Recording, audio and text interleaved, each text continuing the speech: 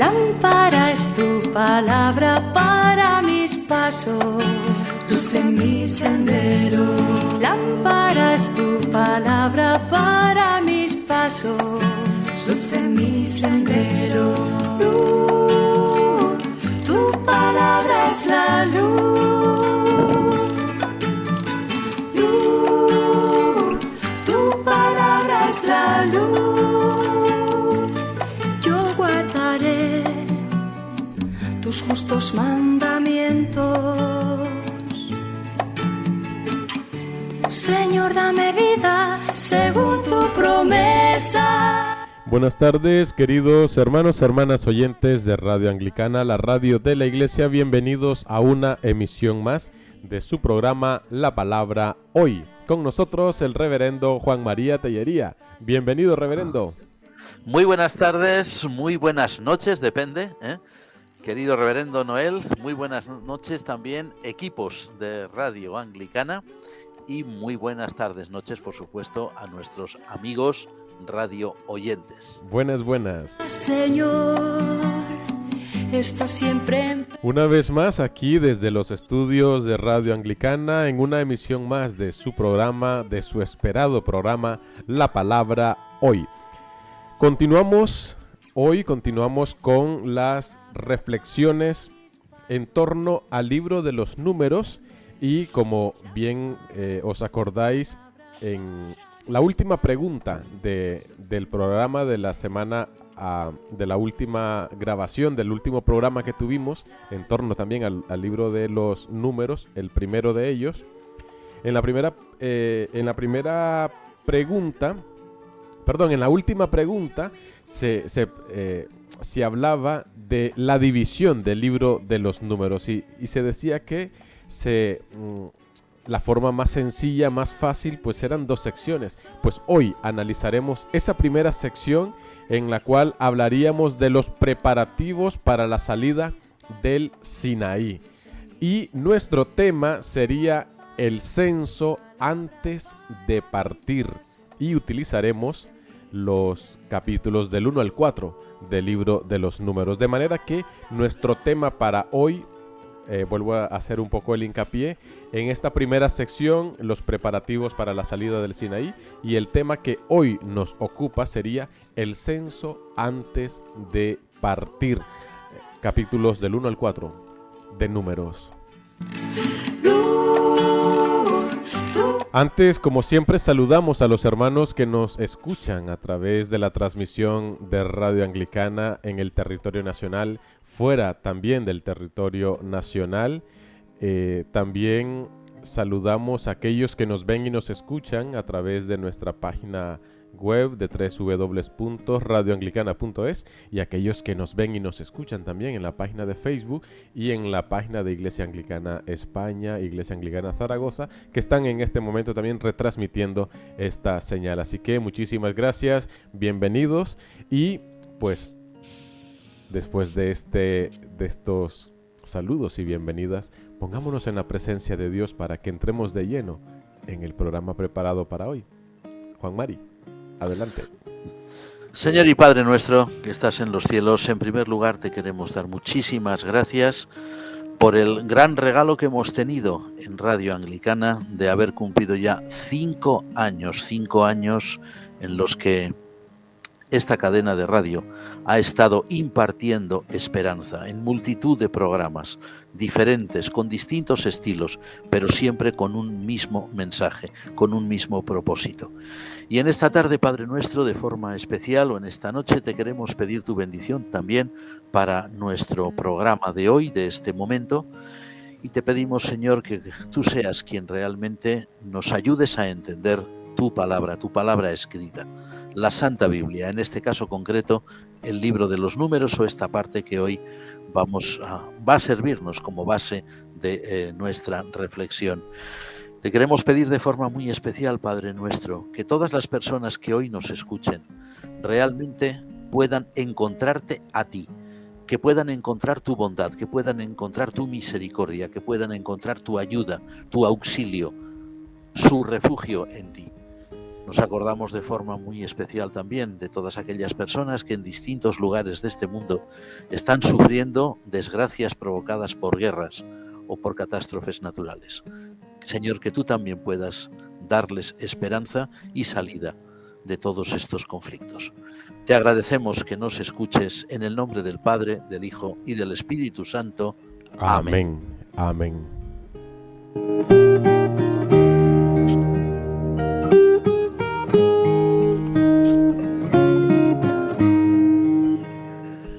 Recordarles que si en el transcurso del programa tienen alguna inquietud, alguna pregunta, pueden hacérnosla llegar a nuestro número de WhatsApp, el 698-6806-96. Si están fuera de España, anteponiendo el signo positivo con el número 34, al 698-6806-96 pueden dirigirnos sus mensajes. Ayer en el directo que tuvimos, ahí explicábamos con la aplicación móvil tanto para Android para iOS. Ahí tienen un enlace directo para escribir al WhatsApp de Radio Anglicana para nuestros oyentes. Así que cualquier aporte que en este momento pueda surgir en torno a este tema, pueden también compartirlo con nosotros. Y como bien dice el reverendo Juan Mari, entre todos hacemos este programa.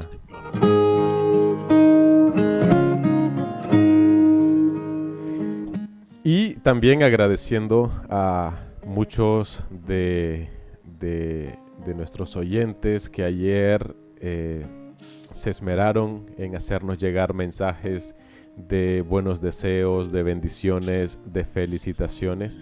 Incluso a algunos que nos dicen que también pues rondan el aniversario con la palabra hoy, que son unos cuantos meses de diferencia, que también ya llevamos años con este espacio. Hemos sufrido en el camino, por así decirlo, varias mudaciones del estilo y el formato del programa, pero la esencia la mantenemos, y esta esencia en plan entrevista, esa la mantenemos casi desde un principio íntegra, original, y también pues esta idea, ¿no?, de que nos escribáis vuestras preguntas, vuestros aportes, también es, por así decirlo, desde un principio, que es una de las dos cosas que casi no han cambiado, ¿no, Juan Mari, desde cuando comenzamos? No.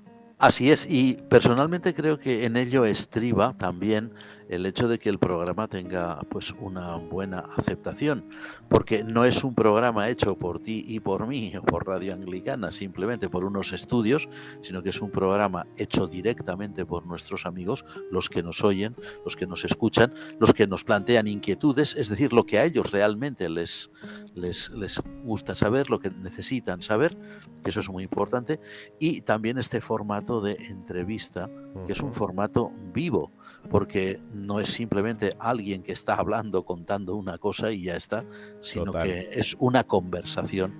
Y en nuestro mundo, que está tan necesitado de diálogo, de interacción humana, es fundamental que sea así. Totalmente, totalmente. Después de esta intro, pues vamos a situarnos. Me gustaría, Juan Mari, antes de que comenzáramos pues a el tema que nos ocupa, les he adelantado a nuestros oyentes de esta fórmula, ¿no?, que tú nos explicabas. A ver si podemos hacer un pequeño énfasis de esto que nos comentabas en el último programa, hace 15 días, porque hace 8 días tuvimos un inconveniente, en el que pues tú decías que una de las divisiones más sencillas y más fácil de aplicar para este libro pues eran dos. Entonces, si comenzamos con esa breve introducción, y ya luego pues pasamos a lo otro. Muy bien. Y así lo tenemos enlazado, sí, para tal.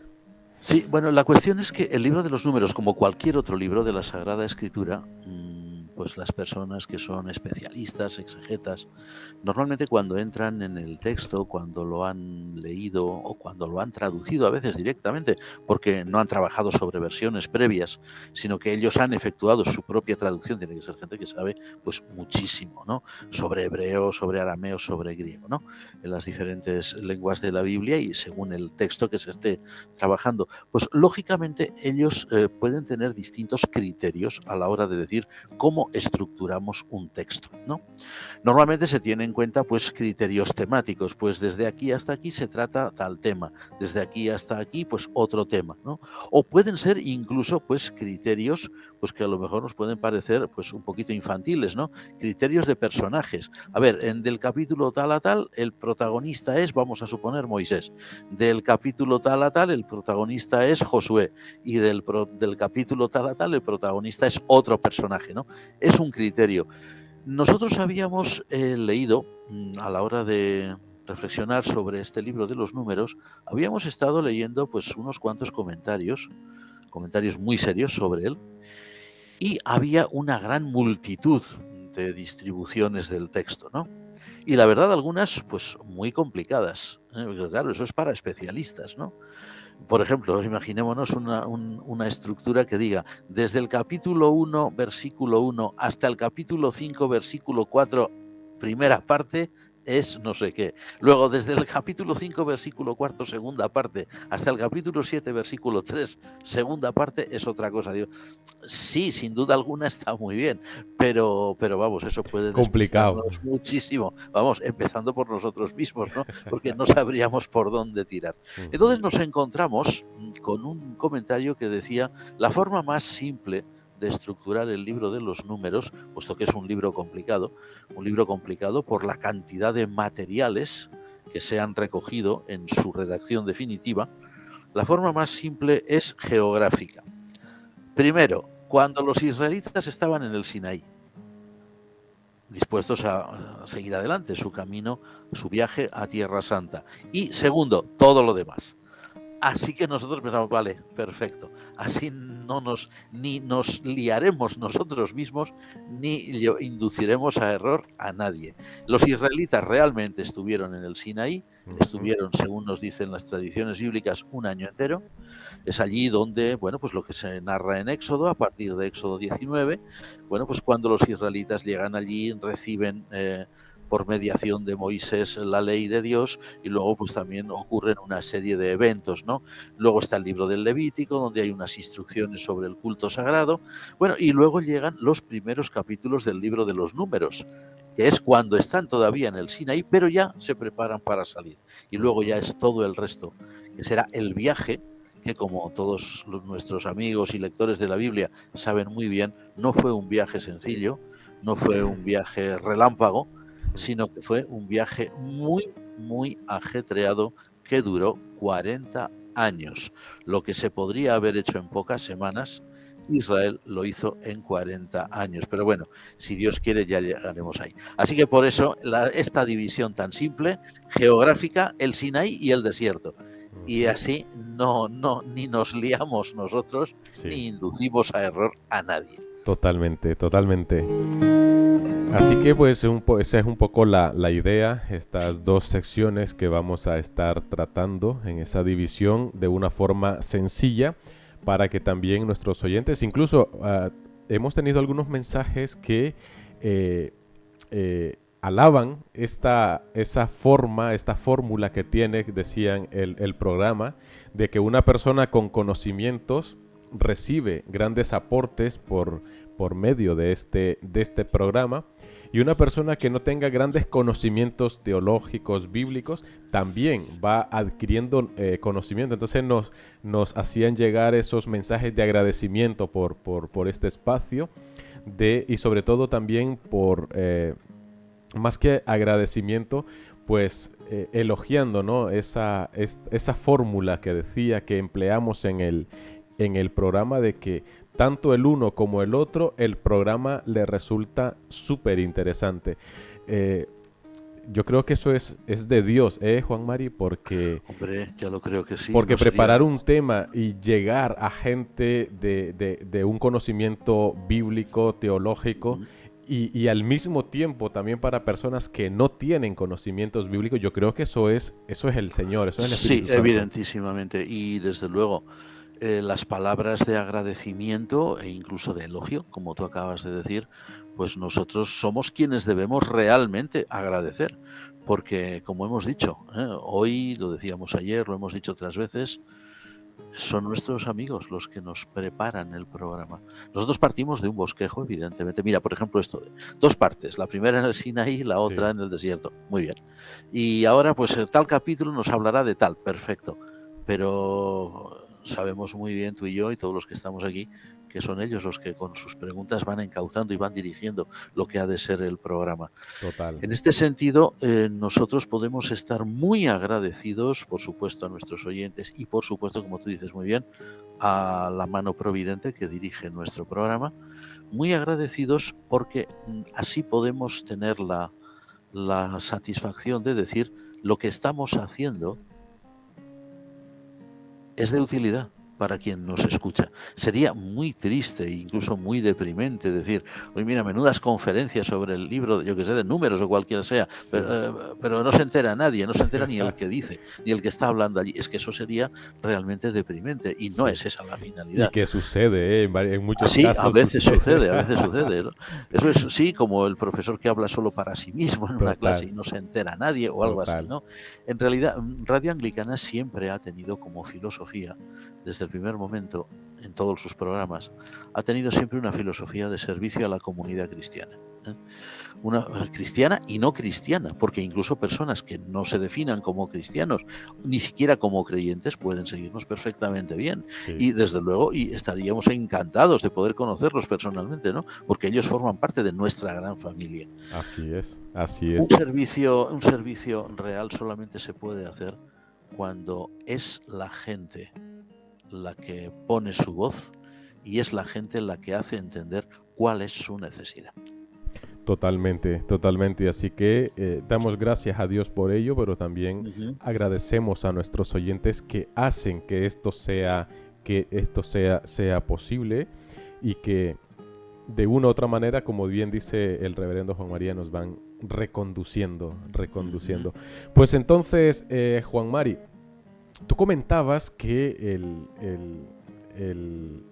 en el libro de los números vamos a encontrar una serie de censos, ¿no? Y incluso yo te comentaba de que igual era mejor llamar el libro de los censos más que el libro de los números. En estos primeros 4 capítulos que leemos, inicia con un censo. ¿Por qué ese censo en el Sinaí? ¿Cuál es la razón, objetivo, circunstancia? Sitúanos. Bueno, en realidad censos ha habido siempre, ¿no? Los censos no son únicamente algo de la antigüedad, como podría ser en este caso, ¿no? La antigüedad hebrea en el Sinaí, ¿no? Censos, hay documentación histórica muy antigua en la que se llevan cuentas muy claras, no solamente de lo que entraba, por ejemplo, de cosechas o de animales, en fin, de bienes de consumo, ¿no? En templos antiguos, sino incluso censos también de censos de personas, ¿no? A ver, una cosa está clara, y es que los censos en la antigüedad, que no es como hoy, por ejemplo, cuando un gobierno, por ejemplo, en uno de nuestros países occidentales, aquí mismo en España o en cualquier otro, ¿no? Cuando un gobierno hace un censo, ese censo puede tener muchas motivaciones, ¿no? Una de ellas, pues conocer realmente el número de población que hay, o censos específicos para saber cuál es la población activa, o censos de estos específicos para saber cuál es el porcentaje de nacimientos en relación con el porcentaje de decesos, ¿no? La pirámide de la natalidad. Pueden tener muchas y muy variadas motivaciones, pero en la antigüedad, y también en nuestra época, evidentemente, pero sobre todo en la antigüedad, y aquí ya entramos ya en el tema del censo que hizo Israel de sí mismo en el Sinaí, los censos han obedecido a una, diríamos, necesidad básica, que era conocer cuántos efectivos militares o de cuántos, mejor dicho, efectivos militares se podía disponer en un momento determinado en que o bien se necesitara defenderse del ataque de unos enemigos, o bien se necesitara para introducirse en una tierra enemiga. O sea, lo que diríamos guerras defensivas o guerras ofensivas, ¿no? Tengamos en cuenta un detalle. Cuando Israel realmente se constituye ya como un pueblo, el pueblo de Dios, pero con un pueblo que tiene ya conciencia de serlo, bueno, pues eso es realmente en el Sinaí, ¿no? Al menos la historia sagrada, la historia bíblica nos lo dice así. Pero claro, tengamos en cuenta que el Sinaí no es el lugar donde ellos van a vivir. El Sinaí es, pues por decirlo así, una etapa, ¿no? Una etapa de paso, ¿no? Como, en fin, como una parada de tren o de autobús en un viaje, ¿no? Pero el Sinaí es una zona totalmente hostil. Si recordamos un poquito en el libro de Éxodo, concretamente, nada más entrar Israel en el desierto del Sinaí o en la península del Sinaí, ya sufre el ataque de unas tribus que son los madianitas. Una tribu, pues, de estas que se dedicaban, beduinos que se dedicaban al saqueo. No serían los únicos. El Sinaí debía estar, pues, plagado de gente que subía, gente que bajaba, la península del Sinaí, queremos decir, y por lo tanto, al ser también rutas comerciales, era muy evidente que los beduinos obtenían del saqueo su medio de subsistencia. Es decir, que como decimos, era un panorama siempre adverso. Israel tenía, por prudencia, tenía que saber de cuántos efectivos podía disponer en el caso de un ataque como aquel que ya habían sufrido y como otros que podrían sufrir en el camino. Es decir, que este censo concreto, pues es, como diríamos, una medida prudente, simplemente. Una radio oyente nos pregunta qué sucedía con los levitas, porque en ese censo al parecer tenían cierto estatus especial y que se da a entender pues que no tenían que ser incluidos en los censos de Israel. ¿Por qué? Bueno, tengamos en cuenta, y la pregunta está muy bien formulada, porque eso obedece a una realidad, ¿no? En todos los censos que se hacen en Israel, si nos damos cuenta, o en todas las relaciones que hace el Antiguo Testamento sobre las tribus hebreas, siempre la tribu de Leví queda aparte, como si forman parte de Israel, pero son algo especial, ¿verdad? Como muy bien nos ha dicho nuestra amiga radioyente. Pensemos que la tribu de Leví es considerada por el resto de Israel como una casta sagrada, muy similar, muy semejante a las de otros pueblos antiguos, ¿no?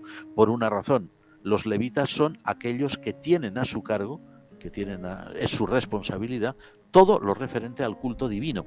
Si recordamos bien lo que se ha leído, por ejemplo, en los libros de Éxodo y el Levítico, o el programa que tuvimos acerca del Levítico hace no mucho tiempo, realmente los levitas tenían unas funciones muy específicas, pero no era ya solamente funciones sacrificiales, por ejemplo, presentar una serie de ofrendas o ofrendas que no fueran cruentas, ¿no? Como por ejemplo ofrendas vegetales. También tenían a su cargo el santuario y tenían que montarlo y desmontarlo, y tenían que tener a su cargo también las vestiduras sagradas, en fin, todo lo que tenía que ver con el culto sagrado.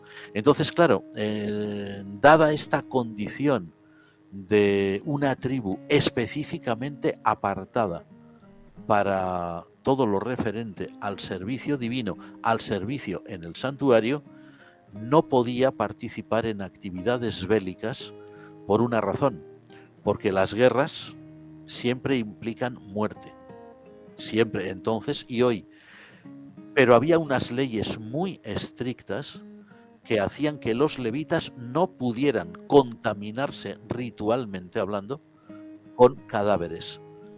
Por lo tanto, los levitas tenían que permanecer siempre aparte. Ellos no podían correr el riesgo de contraer una impureza ritual, con todo lo que eso conllevaba, ¿no? Y por otro lado, los israelitas eran, en cierto sentido, y además también lo indica así la ley de Moisés, los israelitas eran los sustitutos de los primogénitos de Israel.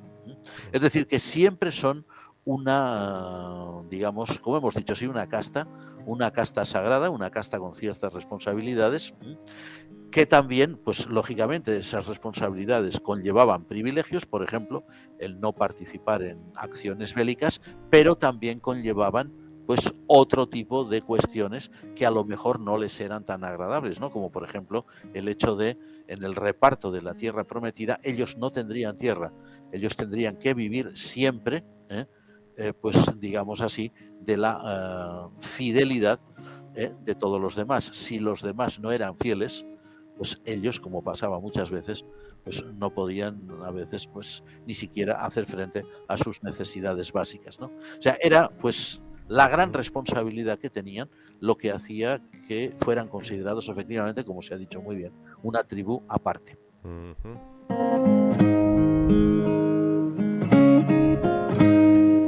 Algunas veces, Juan Mari, cuando leemos un libro, sobre todo libros de historia, ¿no? Ujú. Intentamos usar la imaginación, ¿no? Para ver y situarnos.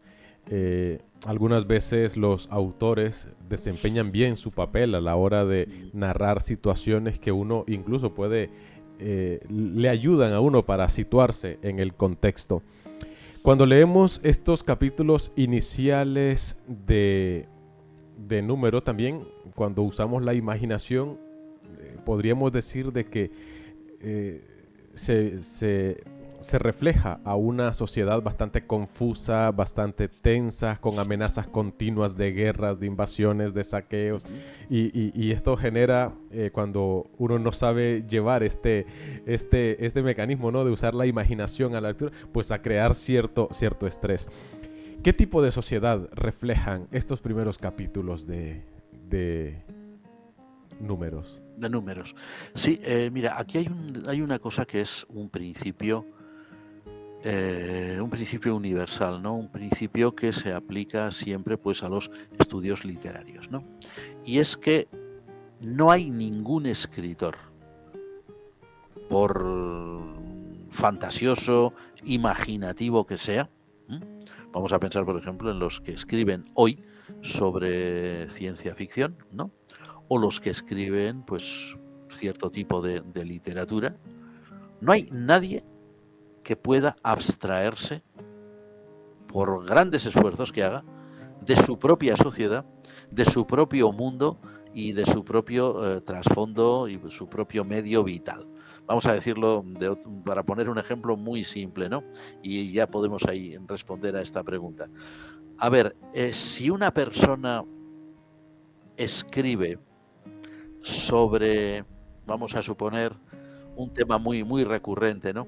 Sobre una pareja que se enamora y se escapa de su ciudad, ¿no? Porque tienen muchos impedimentos por parte de las familias eh, para poder, para poder realmente unirse y vivir en paz. Ese tema es universal, pero no escribirá jamás una historia igual alguien que viva en el siglo XXI tratando sobre ese tema que alguien que viva en el siglo XV o que alguien que viva en el siglo I o que alguien que viva en el siglo, por ejemplo, IV o V antes de Cristo. Es imposible.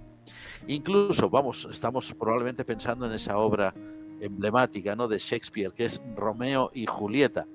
Bueno, pues cuando Shakespeare escribe Romeo y Julieta, pues él está reflejando situaciones de su propio mundo. No de la Italia de un siglo antes o dos, como parecería que es la trama. Sí, es la trama, pero escribe él, que es un inglés, y es un inglés de una época concreta y refleja su época en su trama. Si hoy, por ejemplo, alguien escribiera Romeo y Julieta o hiciera una nueva edición de Romeo y Julieta y lo escribiera, por ejemplo, pues desde Nicaragua, pues se quiera o no, reflejaría el autor cosas que son propias del pueblo nicaragüense, lo quisiera o no, aunque dijera esto sucede en Italia en el siglo tal, sí, sí, pero el autor es nicaragüense y se nota. Bueno, cuando nosotros leemos hoy estos capítulos primeros, ¿no? Estos capítulos, por decir así, iniciales del libro de los números, por ejemplo, en relación con el censo, sin ir más lejos, ya que antes habíamos dicho algo sobre él,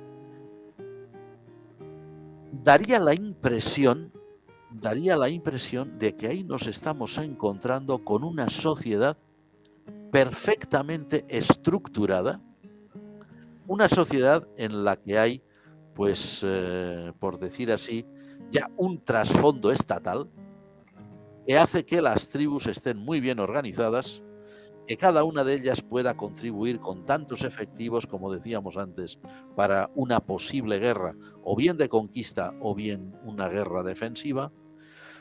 Además, aparecen las tribus muy bien localizadas, cada una ocupa un lugar concreto alrededor del santuario donde oficiaban los levitas, y uno lo lee hoy y dice, bueno, pero aquí lo que se está describiendo es una sociedad estatal perfecta. Ahora, ¿cómo era la realidad del pueblo de Israel en el Sinaí? Pues hay pasajes en los libros de la ley que nos pintan un cuadro completamente distinto y reflejan esto que tú habías dicho, a veces desorden, miedo, un temor siempre presente porque nunca se sabe de dónde va a venir el golpe. Además, como decíamos, ya habían sufrido un ataque por parte de los amalecitas, es decir, que estaban ya sobre aviso. Una sociedad que no tiene siempre bien claro a dónde va. Es muy evidente que los israelitas en este momento sí han vivido la salida de la esclavitud de Egipto, han sido dirigidos por Moisés y Aarón hasta ese lugar, pero han tenido problemas graves. Recordemos el episodio del becerro de oro en el Sinaí, o las quejas porque no había suficiente alimento o porque no había suficiente agua, etcétera, ¿no?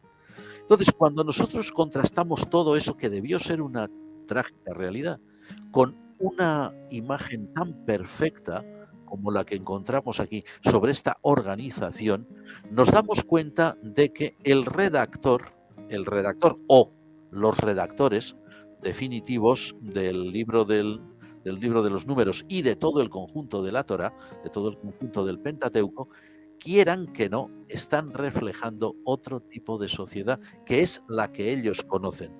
Pensemos bien que, como creo que habíamos indicado en alguna ocasión, que el Pentateuco en su conjunto, aunque es verdad que recoge tradiciones muy antiguas, en la redacción definitiva, tal como hoy lo leemos en nuestra Biblia, el Pentateuco es de la época de la Restauración.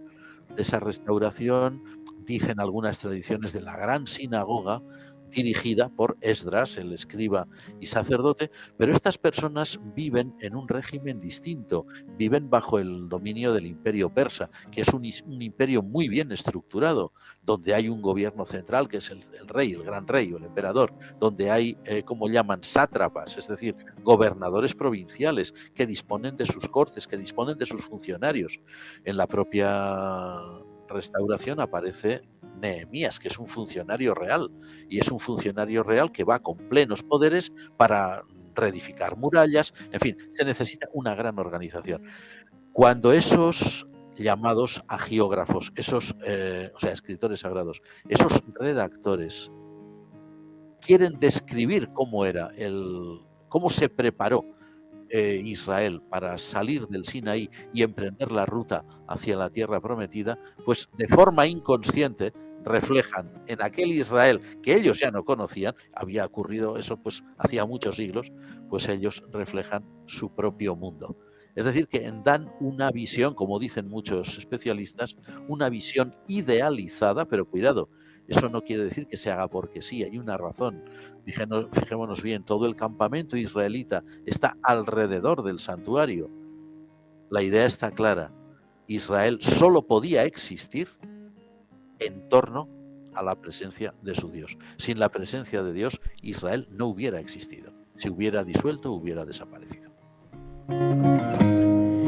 Pero esto, Juan Mari, nos lleva a otro detalle.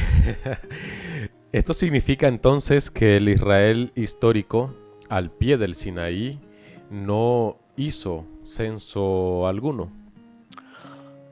Mira, sinceramente te digo mi opinión personal, porque como no lo podemos saber, el hecho de que el libro de Números, a pesar de toda esta idealización literaria y esta, digamos, proyección de estructuras posteriores sobre aquella época, que eso lo hacen todos literatos siempre, a pesar de todo eso, bueno, sin duda el hecho de que el libro de los números recoja, porque la recoge, la tradición de un censo, eso significa, a ver, las tradiciones no se inventan, las tradiciones se pueden colorear de una manera o se pueden colorear de otra, se pueden agrandar o se pueden recortar según lo que sea el interés, ¿no?, de quien las narre, ¿no?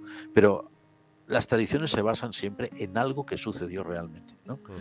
Es muy evidente que Israel tuvo, no le debió, es que no pudo ser de otra manera, aquel Israel primitivo que estaba allí y que tenía miedo, que a veces pues no sabía bien por qué estaba allí o a dónde iba o por qué lo dirigían de esa manera y no de otra, no tenían a veces claro ni siquiera a quién adoraban, como lo que hemos dicho, ¿no?, Ujú. del episodio triste de El becerro de Del oro, ¿no? becerro, sí.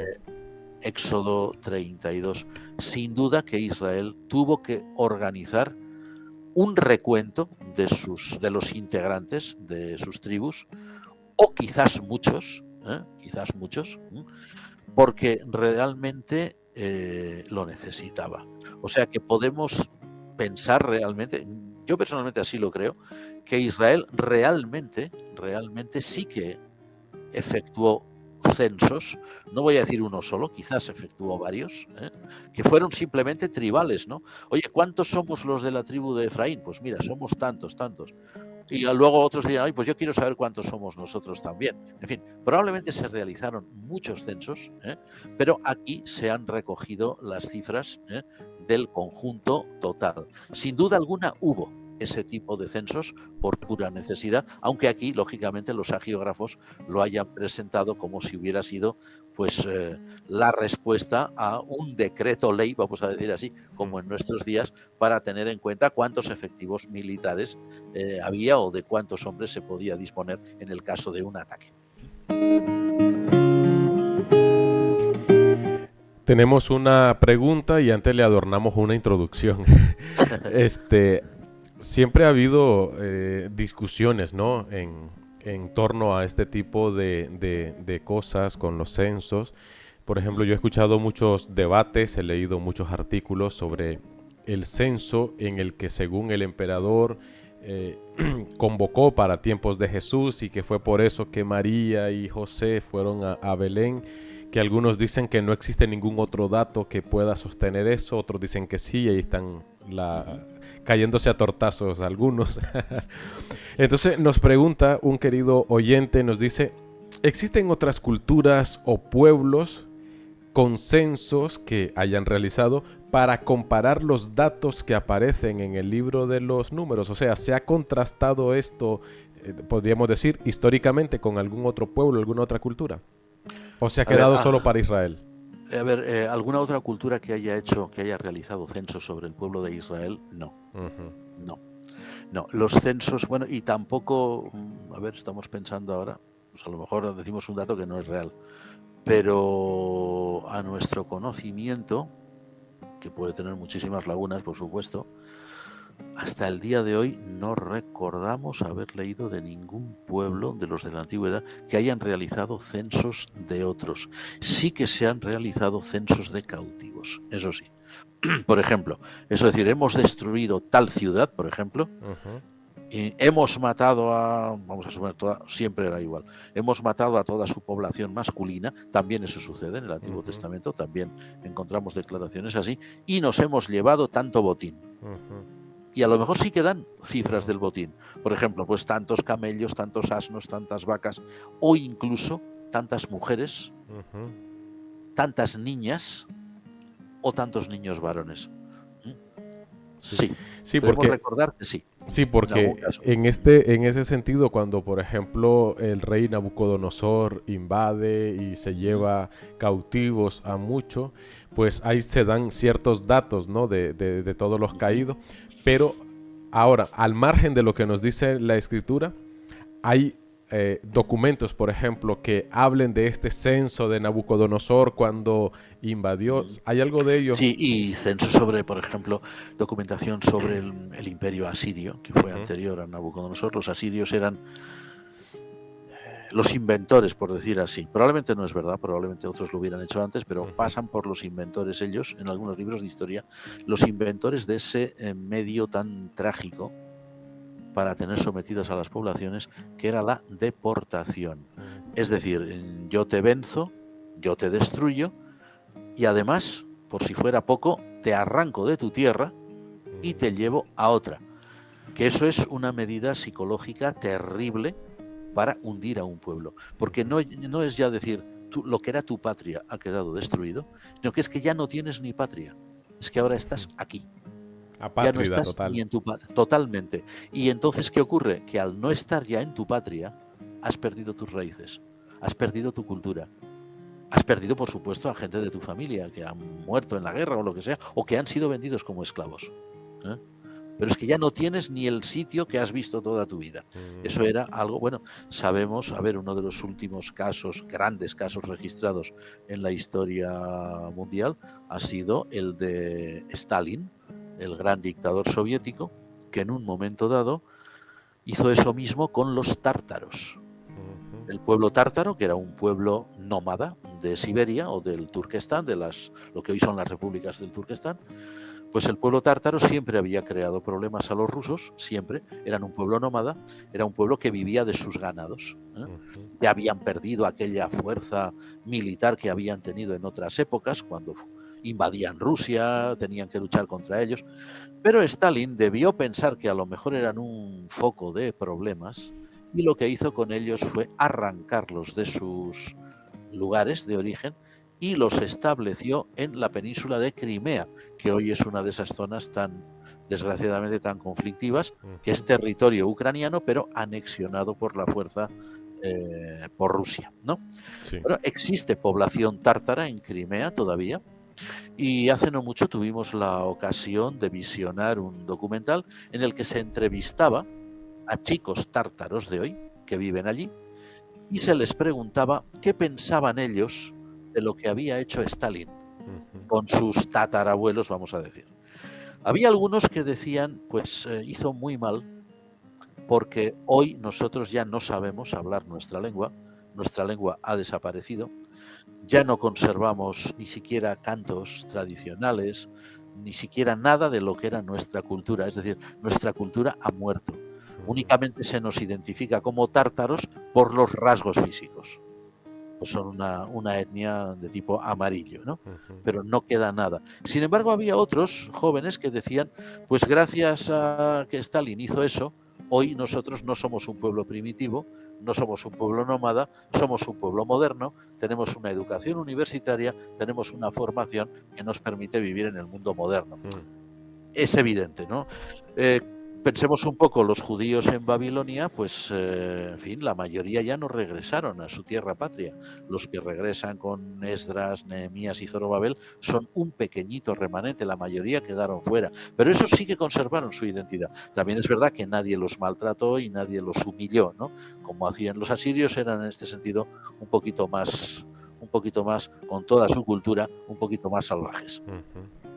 Pero lo que estábamos diciendo, a ver, no hay censos como este, o sea, no hay ningún documento histórico que refleje el censo de Israel. Eso únicamente lo tenemos en la Biblia. Ok. Y Juan Mari, siempre es motivo de discusión también entre los más especialistas. Primeramente, el ubicarlo en el tiempo, que unos dicen que es en esta época y otros que no, y siempre entonces pues 100 años arriba, 100 años abajo, y allí lo tenemos solucionado para todos. ¿Son fiables las cifras que encontramos en los censos bíblicos? A ver, son fiables. Ahí nos encontramos, y es verdad, con un problema tremendo, un problema muy grande. Porque las cifras que normalmente da el Antiguo Testamento son problemáticas. Son problemáticas. A ver, hay autores, hay comentaristas que dicen que siguiendo la pauta habitual de todos los pueblos antiguos, los israelitas exageraban. Bueno, incluso hay por ahí Biblias comentadas, como alguna que veo yo por aquí, que no voy a decir cuál para no hacer propaganda. Hay Biblias comentadas que cuando anotan estos capítulos del censo de Israel en el Sinaí, dicen claramente: las cifras son deliberadamente exageradas para dar a entender que el pueblo de Dios era muy grande y que se había cumplido la promesa hecha a Abraham, que decía, mira las estrellas si las puedes contar y así será tu descendencia. Hay quien dice eso.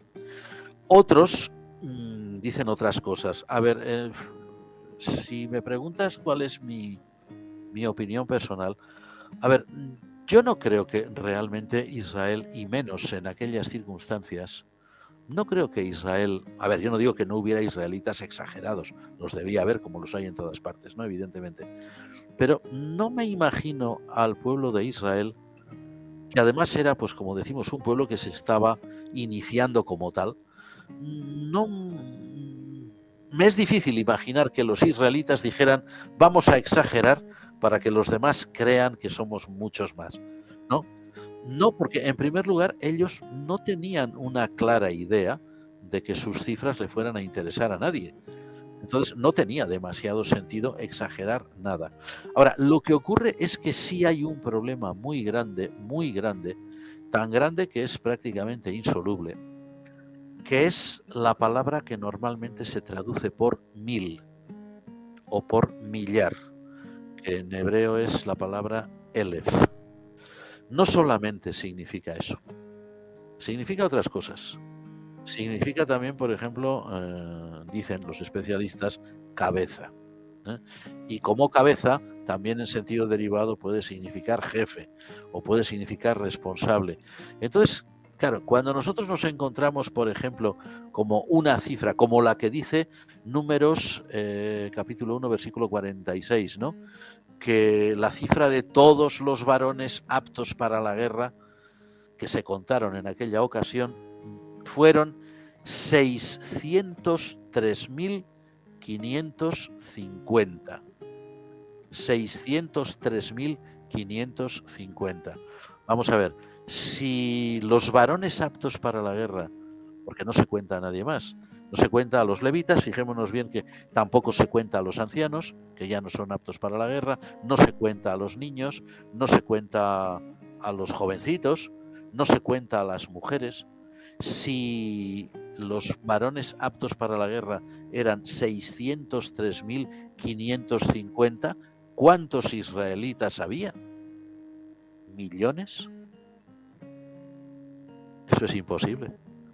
No cabe una población así, tan numerosa, al pie del Sinaí. Hay una gran llanura al pie del Sinaí, que se supone que es allí donde estuvo el pueblo de Israel, pero no cabe esa cantidad. Y los israelitas no construían ahí rascacielos para poder estar.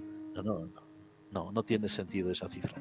Sí. Entonces, a ver, ¿cómo se puede interpretar? ¿Qué quiere decir esto? ¿Que eran 603 jefes o que eran 550 jefes contados de 603? No, es imposible llegar a establecer bien esto. De hecho, alguna vez tuvimos la ocasión, hace ya muchos años, de preguntar a un profesor de hebreo en una facultad de teología: ¿qué pasa con las cifras del Antiguo Testamento o de la Tanakh, ¿no? Porque él era de religión judía? ¿Son fiables? Y él nos dijo: mire, realmente no son fiables. Dice, pero no me pregunte por qué, porque no lo sé. Está muy bueno. Y era profesor de lengua hebrea, ¿no? Sí, sí. O sea, de hecho, él hablaba hebreo porque era francés, pero también tenía pasaporte israelita. O sea, que él también sabía hablar hebreo, evidentemente, ¿no? Sí. Así que nos dijo eso. Bueno, pues cuando un profesor que habla hebreo te dice esto, dices, vale, bien. Pues no sabemos realmente cómo interpretarlo. Ahora, ya digo, yo insisto en esta idea, ¿no? A ver, el hecho de que nosotros muchas veces no sepamos leer textos que por su antigüedad pues están ya más allá de nuestro horizonte cultural, o que no sepamos interpretar cifras, que eso es muy difícil en todas las culturas antiguas. Eso no significa, como se dice fácilmente, no es que mienten, no, o es que exageran, no, cuidado. A ver si es que no mienten ni exageran, más que necesidad tenía Israel de mentir. Que a quién le importaba lo que fuera Israel si no los conocía prácticamente nadie en aquel momento, ¿no? Y cuando se escribe el Pentateuco, la Torá, en la época de Esdras y Nehemías, los únicos que hay son un pequeño remanente y los demás están dispersos. Esas cifras no tienen sentido exagerarlas, ¿no? Yo nunca he creído que fuera una idea deliberada de decir vamos a mentir para que todo el mundo crea que somos muchos. No. Simplemente es mucho más, entiendo yo, honesto decir no sabemos bien ¿Cuál fue qué la hay razón? detrás. ¿Qué hay detrás de este tipo de cálculos o cuál es la forma real de calcular? Hombre, a ver, si dice 2 y 2 son 4, sí, eso es universal. Pero cuando ya se dan unas cifras tan grandes de personas que haciendo un cálculo rápido mental ves que No cuadra. no cuadra, dices, bueno, ahí debe haber algo, pero tanto como llegar a acusar a los agiógrafos de exageración o de engaño deliberado, sinceramente creo que no. Sí, porque con esas cantidades de soldados hubieran invadido Egipto, y se quedan ahí mismo. Es que no necesitaban salir de Egipto, Total. se habrían hecho con el país, ¿no? Total. En fin, sí. Sí, la verdad que cuando esto también lo vemos en el Nuevo Testamento, ¿no? En el Apocalipsis, por ejemplo, que siempre está dando cifras concretas.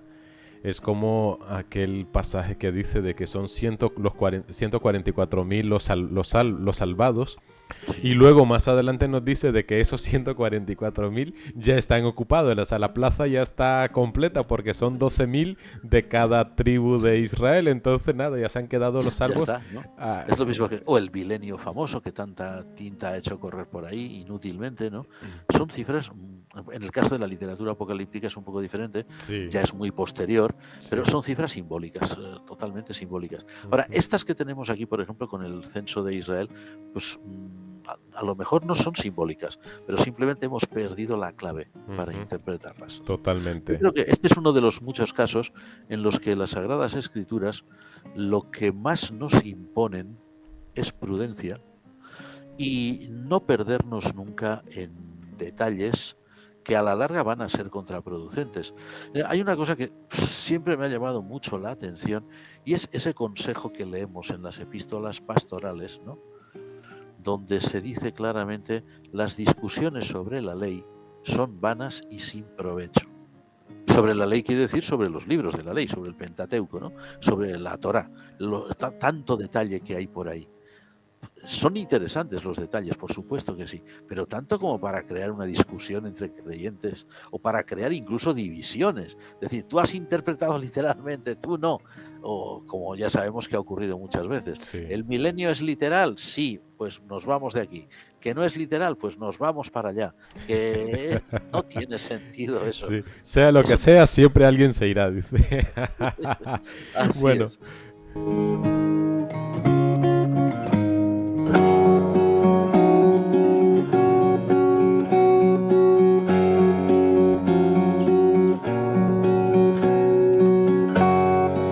Al igual que Pedro, qué bien se está aquí, maestro, pero el tiempo se nos vino encima, así que entramos ya en la recta final de nuestro programa y tenemos el cambio de música para orientarnos. Juan Mario, entonces, con todo esto que hemos estado viendo anteriormente, ¿no? Está censo, estrés, miedo continuo, nos atacan, nos invaden. Normalmente esto es muy típico de poblaciones bastante pequeñas, ¿no? De que siempre están un poco a la defensiva. ¿Qué imagen vehiculan estos capítulos iniciales que hemos estudiado hoy de números en relación con el campamento hebreo, con los hebreos? Bueno, hemos apuntado algo antes, pero es muy bueno que se pregunte ahora porque así, como ya estamos terminando, pues que sea la idea definitiva, ¿no? Tenemos que tener en cuenta que cuando se pone por escrito definitivamente todas estas tradiciones que hablan de Israel en el desierto y en este caso en el Sinaí, quienes ponen esas tradiciones por escrito no son simplemente, no son historiadores. No es gente que quiere vehicular una historia real de lo que ocurrió. No son tampoco poetas que simplemente están cantando, están componiendo cánticos heroicos a sus antepasados ilustres. No, son por encima de todo, y no lo olvidemos nunca, lo hemos hecho alguna vez, son normalmente sacerdotes y levitas, que eran los que sabían escribir en aquellas épocas antiguas. Había alguno más, pero básicamente eran ellos, y por encima de todos son teólogos. Y si lo adaptamos al idioma más actual, son catequistas. Aunque según nos dice la academia, para los varones hay que decir catequistos. No lo decimos casi nadie, pero parece ser que la palabra existe en castellano. Bueno, son teólogos, son catequistas que lo que quieren es transmitir a un pueblo judío que se está rehaciendo después de la cautividad, quieren transmitirle una idea fundamental, y es que Dios nunca los ha dejado.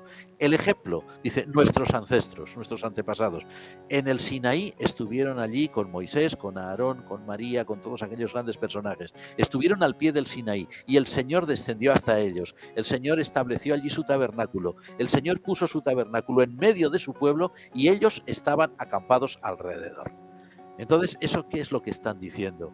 Están diciendo, pensemos un poquito en la época de Esdras y Nehemías, ahora nosotros estamos reconstruyendo Jerusalén, que nos la habían destruido del todo. Estamos reconstruyendo el templo, que nos da pena y hace llorar a los más ancianos, porque aún recuerdan el esplendor del anterior, pero ya no es el mismo. Bueno, pues a pesar de todo eso, lo importante es que Dios está aquí en medio de nosotros. Y ahí tenéis un ejemplo. Nuestros antepasados en el Sinaí, ellos estaban allí con Dios en el centro. Esa es la imagen que ellos quieren vehicular, y es la enseñanza que también llega para nosotros. Es decir, la Iglesia solo tiene sentido cuando la presencia de Dios revelado en Cristo está en medio de ella. Amén, amén. Bueno, pues sí, hemos llegado a la recta, al final de nuestro espacio. Muchísimas gracias, Juan Mari. Muchísimas gracias también, queridos oyentes. Les animamos y les invitamos para dentro de 8 días a esta misma hora, aquí en Radio Anglicana, para una emisión más de su programa La Palabra Hoy, y que vamos a continuar con estas reflexiones en torno al libro de los números. Muchísimas gracias, que el Señor les bendiga y alabado sea Jesucristo. Amén. Amén. A mis pasos, luz en mi sendero. Luz, tu palabra es la luz. Luz, tu palabra es la luz. Mi vida se me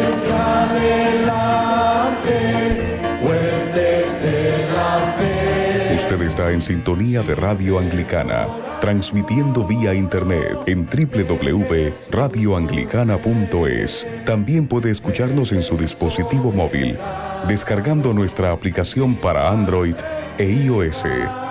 Radio Anglicana, la voz de la Iglesia.